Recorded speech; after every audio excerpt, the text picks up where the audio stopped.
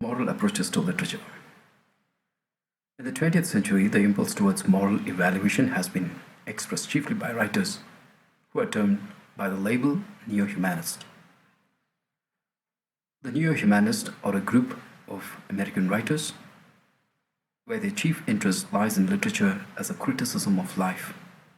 So they emphasized criticism of life.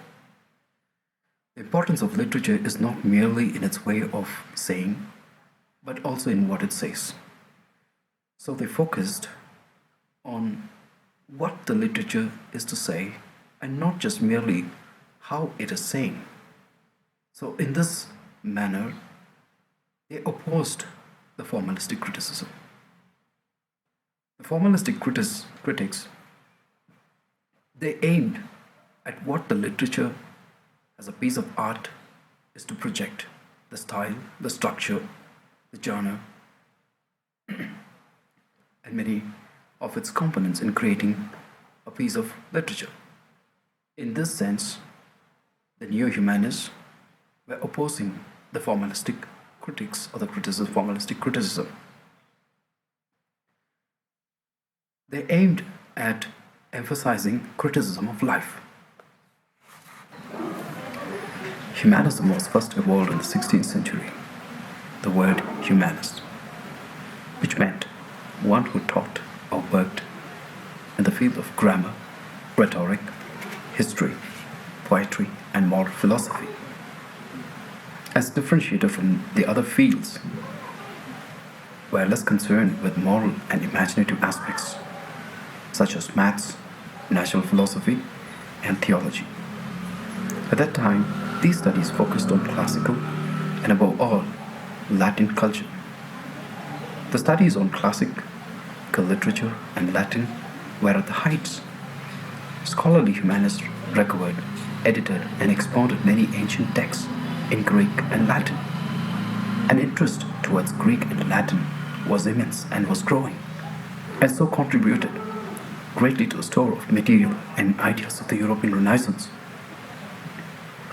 These humanists also wrote many works concerned with moral, educational, and political problems, based largely on classical writers such as Aristotle, Plato, and Cicero. In the 19th century, the word humanism came into existence. Typically, the Renaissance humanism assumed the dignity and central position of human being in the universe, emphasized the importance of the study of classical, imaginative, and philosophical literature, although with emphasis on its moral and practical rather than its aesthetic values. Many humanists also stressed the need for rounded development of an individual's diverse power, physical and mental and artistic and moral. In our present time, we consider humanist as a person who bases truth on human experience, brings basic values of human nature and culture. To say about the Renaissance humanists, they were pious Christians who incorporated the concept and ideals inherited from pagan antiquity into the frame of the Christian creed. It has recently become common to refer to this synthesis of classical and Christian views, typically of writers such as Sir Philip Sidney, Edmund Spencer, and John Milton, as Christian humanists. Of course, they were the forerunners of the Christian humanism. Later on, joined by Samuel Johnson in the 18th century, and Matthew Arnold, a notable proponent of humanism in the Victorian period. In 1910 to 1933 was the movement of the new humanism, the period which took the leadership of Irving Babbitt and Paul Elmer More. They argued strongly for a return to a primarily humanistic education and for a conservative view of moral, political, and literary values that is grounded mainly on classical literature. The school of the neo-humanists included writers such like Norman Foster, Harry Hayden Clarke, G.R. Eliot, Robert Shaffer, Frank Jewett Mather, Gorham Munson. In practice, the new humanists tended to oppose two literary tendencies. One is naturalism, with its debased view of man, denying him free will and responsibility. Another one is romanticism, with its excessive cultivation of the ego and sympathy.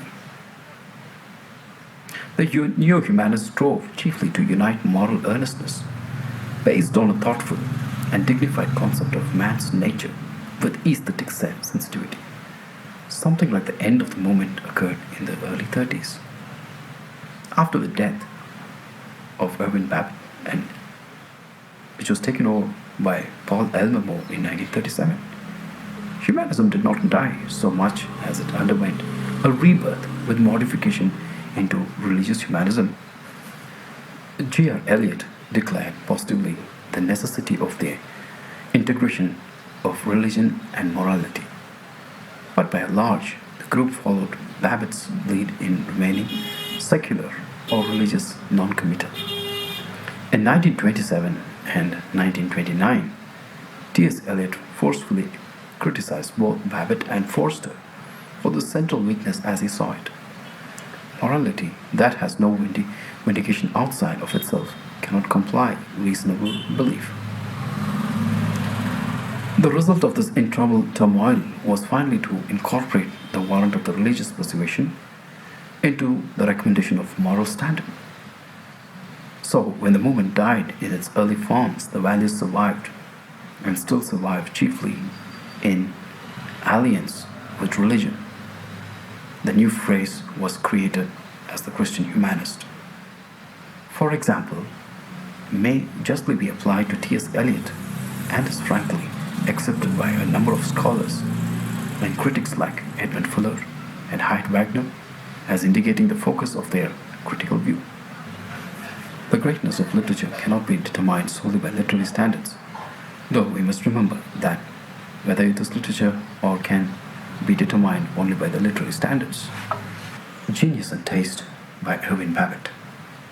In this critical essay, he employs these two words, genius and taste, which refers to two different elements of literature.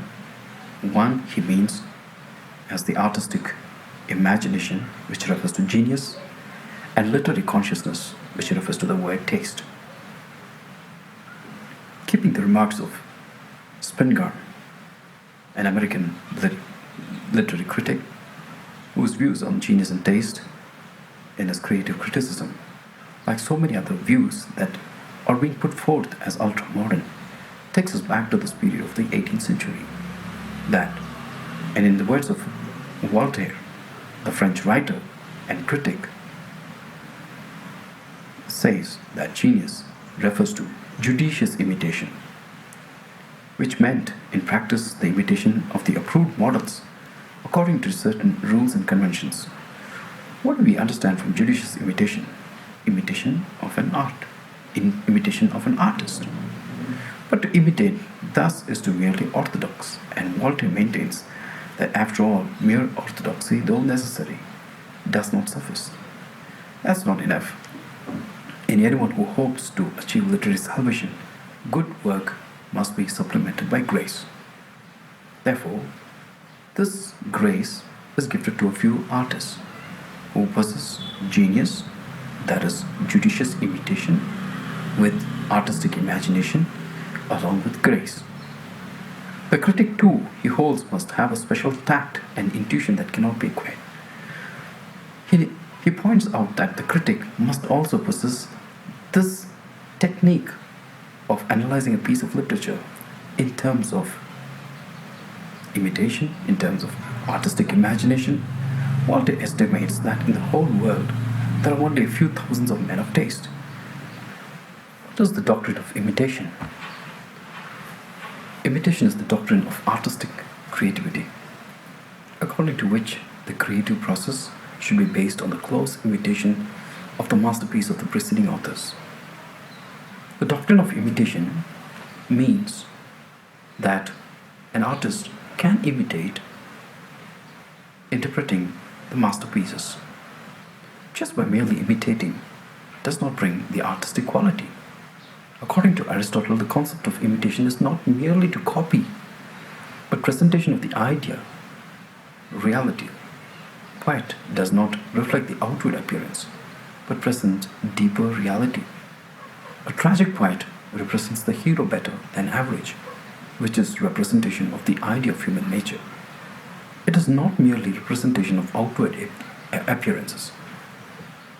Plato was the first to use the word in relation with poetry, but Aristotle breathed into it a new life, a new meaning. So poetic imitation is no longer considered as mimicry, but is regarded as an act of imaginative creation by the poet. Drawing his materials from the phenomenal world makes something new out of it. According to the older school of arts, did not aim at expression of the individual, but at the universal level. So if one wishes to be a creator or an artist, he need not be a mechanical imitator. He need not be an artificial imitator. One should simply be one's temperamental self. And above all, submit to no constraints about one's imagination, letting loose of one's imagination. Wander freely wild in the fairy land of fancy. If one is not to be contaminated by imitation, it is an advantage. The primitivist view of genius received a great stimulus from the publication of the Ossianic poem. According to the new doctrine, the critic should stop to be thus exclusive and become comprehensive and sympathetic. Spingard, as a critic, says that a critic must ask what the creator aimed to do, whether has he fulfilled his aim.